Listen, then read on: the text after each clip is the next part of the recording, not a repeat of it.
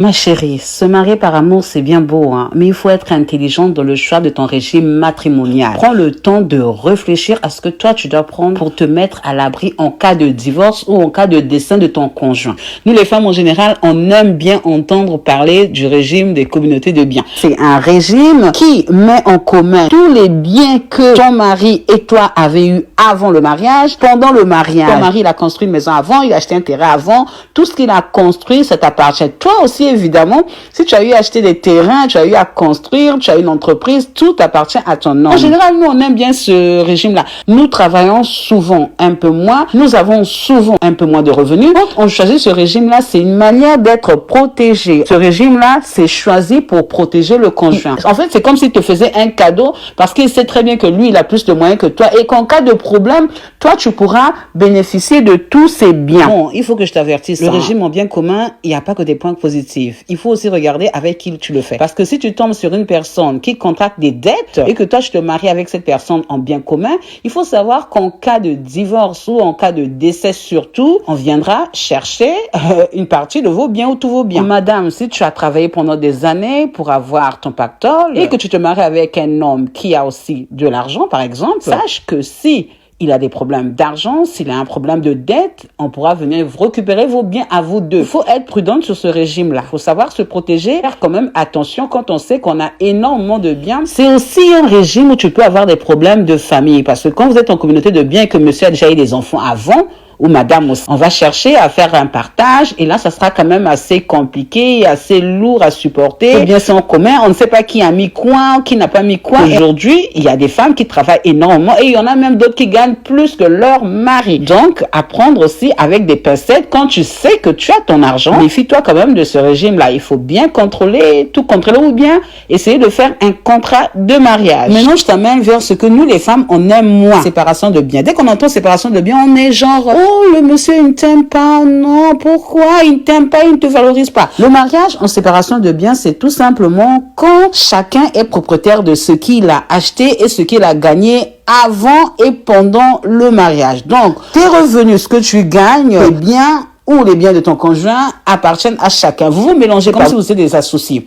Vous êtes mariés, mais quand toi tu achètes ton terrain, ça t'appartient. Ton mari, il achète sa maison, c'est à lui. C'est bien dit, séparation de biens. Alors, en général, on ne voit que les désavantages de ce genre régime, mais il y a aussi des avantages. Je vais commencer par te parler des désavantages du mariage en séparation de biens. Je rigole même. Tu tombes sur un homme qui a énormément d'argent ou qui a des moyens et qui t'épouse en séparation de biens. C'est une manière de dire qu'il pense pas assez à ton futur. En fait, c'est comme s'il ne te protège pas. Ça, ce sont les inconvénients. Puisque ce qu'il gagne ne t'appartient pas, en fait. Ce qu'il achète n'est pas à toi. Ce qu'il achète ne t'appartient pas. Toi, tu es là avec lui, vous vivez ensemble, vous partagez les charges, tu manges, tu dors. Mais le jour où il y a un décès ou le jour où il y a un divorce, toi, tu ne repars pas avec ses biens. Donc, automatiquement, je te dis que le monsieur ne t'aime pas. Ce sont les désavantages. Donc, tu ne gagnes rien sur ce qu'il achète. Par contre, il y a des avantages. Il y a des hommes qui aiment bien leur partenaire ou des femmes qui aiment bien leur partenaire, on va dire ça comme ça, mais qui se mettent en séparation de biens tout simplement par protection. Si un homme est un homme d'affaires et qu'il investit dans des entreprises, il préfère séparer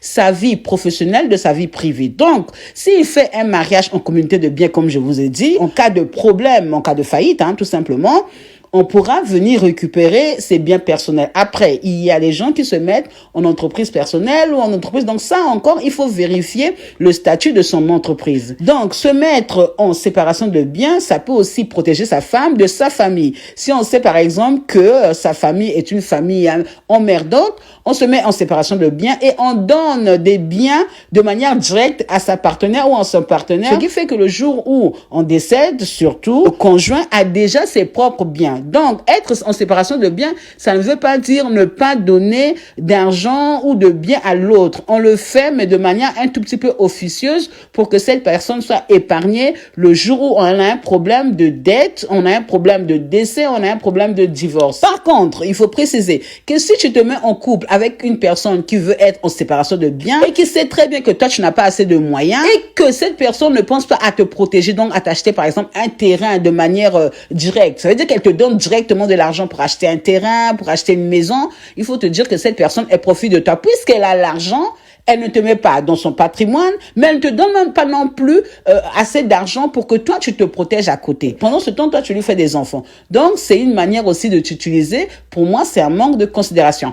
On se met en séparation de biens pour se protéger, par exemple, par rapport à son entreprise ou par rapport à sa famille. Mais de l'autre côté, on pense aussi à son partenaire, à son conjoint. On lui donne une partie de ses biens, de son épargne, de manière directe, de telle sorte que cette personne aussi puisse avoir des biens de côté, puisqu'on est conscient que cette personne est la moins que nous, donc on la protège. Mais si c'est dans le sens contraire, où la personne est avec toi, elle achète des biens, elle les met de côté et elle te donne rien, en sachant qu'elle a plus de revenus que toi, ça, franchement, c'est un manque de considération. C'est totalement déconseillé à une femme de le faire de cette manière-là. Et si tu es dans ce genre de situation, vraiment, ouvre-le. Il est quand même important de préciser que si vous êtes en séparation de biens et que vous avez des enfants, évidemment, les enfants vont hériter de l'argent de leur père. Donc, ça n'a rien à voir avec les enfants, ça n'a à voir qu'avec vous. Les biens de votre mari, de votre conjoint ou de votre femme, donc celui qui a plus de biens pourra toujours léguer son héritage aux enfants. Donc, quand vous entendez régime matrimonial, ça ne parle pas des enfants, ça parle des conjoints, de la femme et l'homme. Il faut retenir ça.